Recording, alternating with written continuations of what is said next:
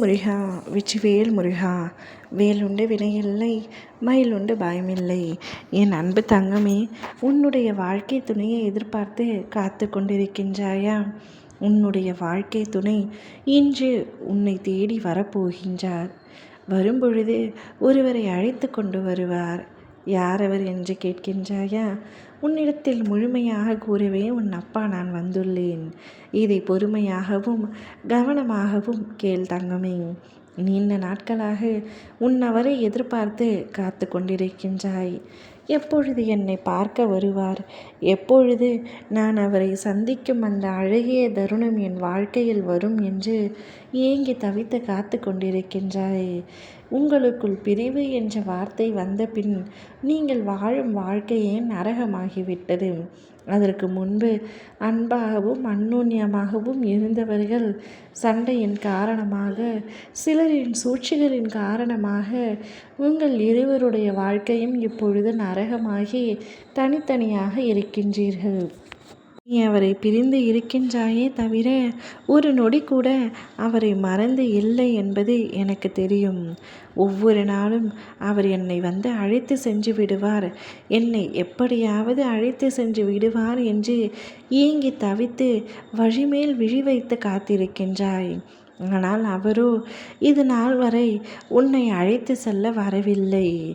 இன்று உன்னை தேடி வரப்போகின்றார். உங்களுடைய சண்டைக்கு காரணம் அவருடைய அம்மா ஒரு பக்கம். அதனால் அவர்களையே அழைத்து கொண்டு இன்று உன்னை சந்திக்க வரப்போகின்றார்.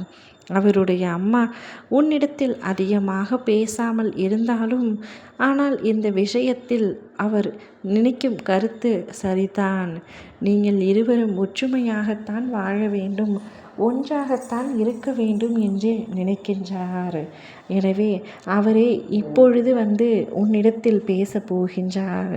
அவரும் அவருடைய அம்மாவும் வந்து உங்கள் வீட்டில் சமாதானம் பேசி உன்னை அழைத்து செல்ல போகின்றார்கள்.